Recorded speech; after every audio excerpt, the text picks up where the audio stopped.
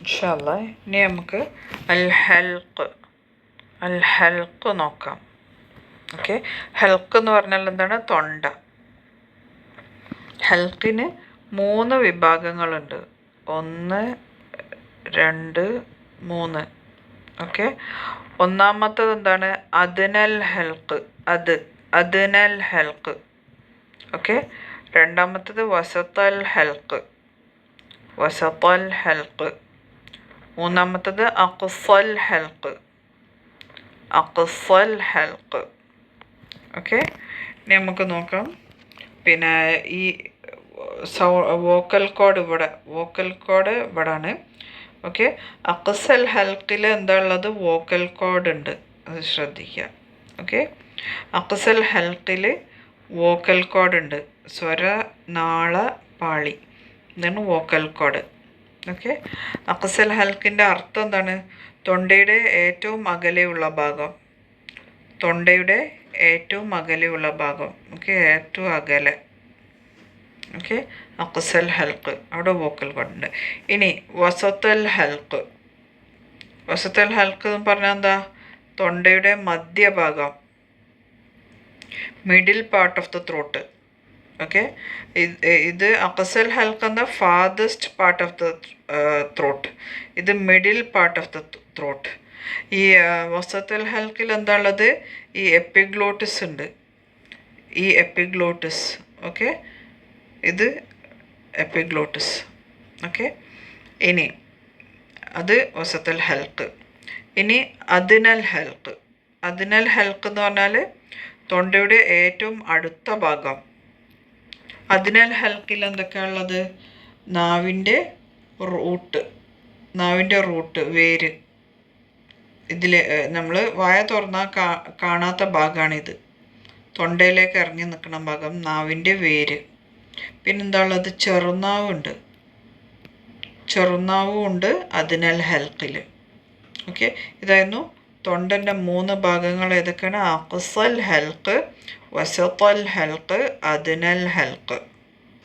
Okay, അഖ്സൽ ഹൽക്കിൽ vocal code ഉണ്ട്. വസത്തുൽ ഹൽക്കിൽ epiglottis ഉണ്ട്. അദ്നൽ ഹൽക്കിൽ നാവിൻ്റെ വേര്, നാവിൻ്റെ വേരും ഉണ്ട്. പിന്നെ ഊല, മറ്റേ ചെറുനാവ്, ഇതുമുണ്ട്. ഓക്കെ, ഇനി നോക്കാം തൊണ്ടയിൽ നിന്നുള്ള അക്ഷരങ്ങൾ ഏതൊക്കെയാണെന്ന് നോക്കാം. ഓക്കെ, തൊണ്ടയിൽ നിന്നുള്ള അക്ഷരങ്ങളുടെ എണ്ണം 6. ഏതൊക്കെയാണ് അക്ഷരങ്ങൾ? ഹംസ, ഹ, ഐൻ, ഹ, ഗൈൻ, ഖ. ഓക്കെ, ഹംസ, ഹ, ഐൻ, ഹ, ഗൈൻ, ഖ. ഓക്കെ, മഖ്റജ് എത്ര ഉണ്ട്? മഖ്റജ്, അക്ഷരങ്ങൾ വരുന്ന സ്ഥാനം എത്ര ഉണ്ട്? 3 സ്ഥാനം മഖ്റജ്. ഓക്കെ, ഈ അക്ഷരങ്ങൾക്ക്, തൊണ്ടയിൽ നിന്ന് വരുന്ന ഈ അക്ഷരങ്ങൾക്ക് ഹംസ, ഹ, ഐൻ, ഹ, ഗൈൻ, ഖ, ഇവർക്കൊരു വിളിപ്പേരുണ്ട്, അൽഖാബ് ഉണ്ട്. എന്താണ്? ഹുറൂഫുൽ ഹൽഖിയ്യ. ഓക്കെ, ഹൽക്ക് എന്ന് വരുന്ന അക്ഷരമായതുകൊണ്ടാണ് ഹുറൂഫുൽ ഹൽഖിയ്യ എന്ന് പറയുന്നത്. ഓക്കെ, ഇനി നമുക്ക് നോക്കാം ഏതൊക്കെയാണ്. ഇനി ഇൻഷാ അല്ലാഹ് അഖ്സൽ ഹൽക്കിൻ്റെ പറയാം നമുക്ക് ഇൻഷാ അല്ലാഹ്. അഖ്സൽ ഹൽക്കിൽ എന്താ ഉള്ളത്? വോക്കൽ കോഡ് എന്ന് പറഞ്ഞാൽ ഇങ്ങനെ ഒരു എലാസ്റ്റിക് പോലത്തെ ഒരു സാധനമാണ്. ഒരു റിങ്ങിൽ ഒരു എലാസ്റ്റിക് അല്ലെങ്കിൽ ഒരു റബ്ബർ ബാൻഡ്. ഓക്കെ, ഇതിൻ്റെ മൂവ്മെൻ്റ് കൊണ്ടാണ് സൗണ്ട് ഉണ്ടാവുന്നത്. ഓക്കെ, അപ്പോൾ നമുക്ക് നോക്കാം. അഖ്സൽ ഹൽക്കിന്നും 2 അക്ഷരങ്ങൾ ഹംസ, ഹ. ഓക്കെ, ആ, ഹ, 2 അക്ഷരങ്ങൾ. ഓക്കെ, അപ്പോൾ ഇത് എങ്ങനെയാണ്? ഈ സുക്കൂനുള്ള ഹംസ വന്നാൽ വോക്കൽ കോഡ് ഇങ്ങനെ ക്ലോസ് ആയിരിക്കും. ഓക്കെ, നമ്മൾ പിന്നെ കൈ മുട്ടുമ്പോഴുള്ള സൗണ്ട് എന്ന് നമ്മൾ പറഞ്ഞില്ല, സൗണ്ട് എങ്ങനെയാണ് ഉണ്ടാവുന്നത് എന്നുള്ളത്. സുക്കൂന് വരുമ്പോൾ ഇങ്ങനെ ഒന്നാമത്തെ അത് പറഞ്ഞ പോലെ അങ്ങനെ 2 സംഗതി കൂട്ടിമുട്ടുമ്പോഴുള്ള. ഇവിടെ എന്താണ്? ഹംസക്ക് സുക്കൂന് വരുമ്പോൾ വോക്കൽ കോഡ് ഇങ്ങനെ കംപ്ലീറ്റ് ഷട്ടായിരിക്കും. ഒരു തുള്ളി പോലും സൗണ്ടോ ശ്വാസമോ പാസ് ചെയ്യൂല ഹംസക്ക് സുക്കൂന് വരുമ്പോൾ. ഓക്കെ, രണ്ട് പാളികളെയും ഒരുമിച്ചാക്കിയുള്ള മഹ്റജിൻ്റെ അടയൽ അതാണ് ഇവിടെ കാണിക്കുന്നത്. ഓക്കെ, ഇത് വോക്കൽ കോഡാണ്, ഇത് എപ്പിഗ്ലോട്ടിസ് ആണ് കേട്ടോ, എപ്പിഗ്ലോട്ടിസ് ആണ് ഇത്. ഓക്കെ, ഇനി ഹറക്ക ഉള്ള ഹംസക്ക് ഹറക്കത്ത് ഫത്ഹ കസ്ര ദമ്മ വന്നാൽ എന്താണ്, ഈ പാളികൾ തമ്മിൽ ഇങ്ങനെ അകലും.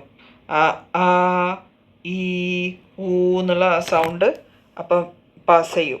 നേരെ മറിച്ച് സുക്കൂന് വരുമ്പോൾ തീരെ സമ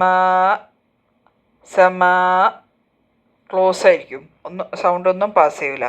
നേരെ മറിച്ച് ഹറക്ക വരുമ്പം വോക്കൽ കോഡ് ഇങ്ങനെ അകലും, എന്നിട്ട് അതിൻ്റെ ഉള്ളിൽ കൂടെ സൗണ്ട് ഒഴുകും.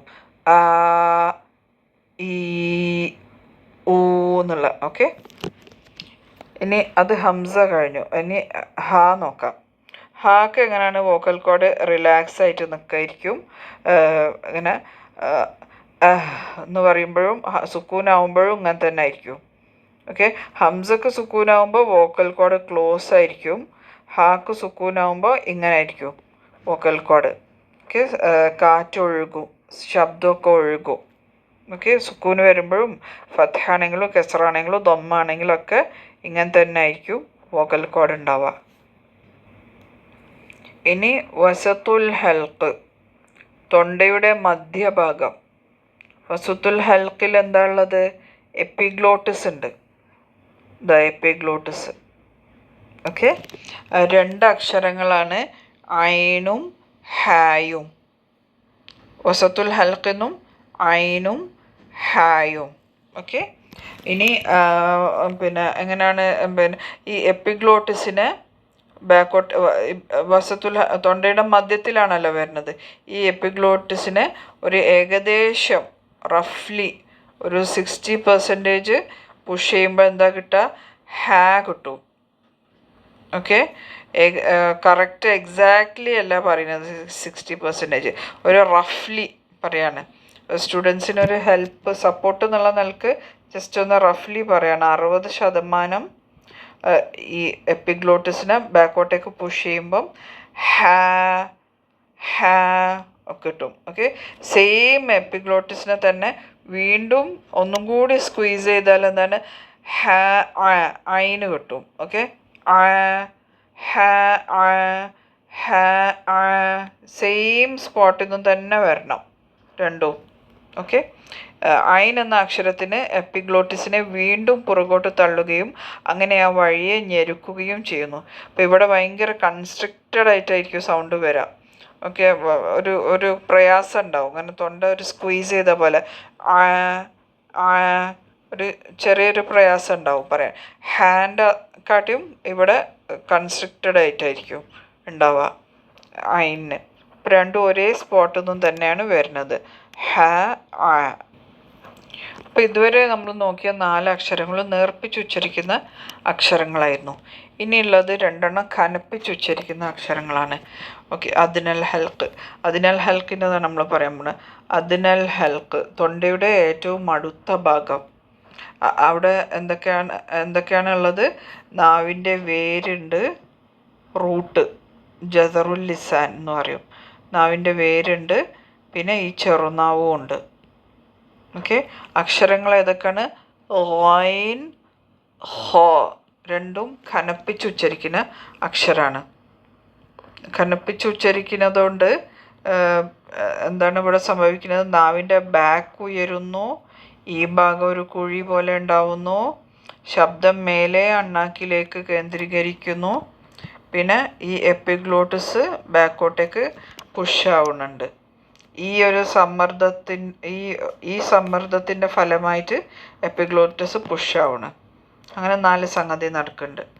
അപ്പം എന്താണ്, ഈ ചെറുനാവിൻ്റെ നല്ല അറ്റത്തുനിന്നും ഓയിൻ